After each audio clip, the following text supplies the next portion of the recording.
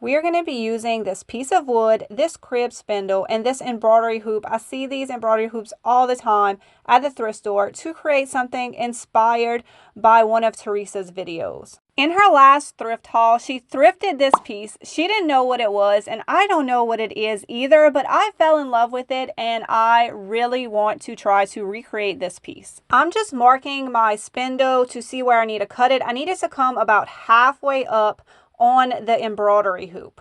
I went cut my spindles down on my miter saw. Now I'm just measuring where I need to put holes in all my pieces so I can attach them all together.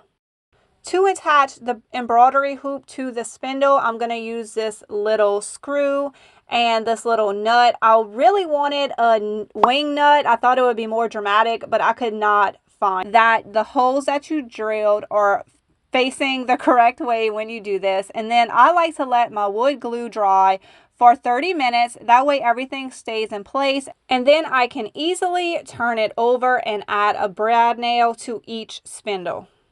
I want to create some artwork to put inside the embroidery hoop. So using the IOD typesetting stamp, I'm going to spell out joy. And then I'm going to use the alpha belly stamp to just embellish the word a little bit. And then I'm going to use my thin mount. I just want to pick up the J, the Y, and the alpha belly. I'm going to be stamping my image on a white flour sack tea towel, and I'm going to use the eye. So it's this little clear thing that is the same size as your stamp, and you're going to apply it over the stamp, and then we are going to stamp our O on top of it, and that is going to make it look like the O is behind this little bow.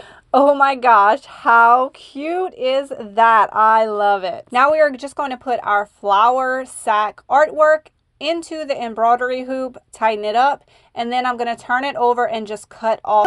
This worked out perfectly, and I had no issues, and it did not mess up my artwork. I decided that I did not want to paint this piece. I wanted it to have a natural antique age look. So I'm going to be applying the watered down antiquing mixture to the entire piece. And once the wood is dry, I'm going to attach my embroidery hoop to the spindles using that little screw and that little bolt. Alright guys, y'all let me know in the comments down below if you think that I did a good job recreating this piece. I love it. I think it looks so vintage and so cute, and the artwork is not permanently attached to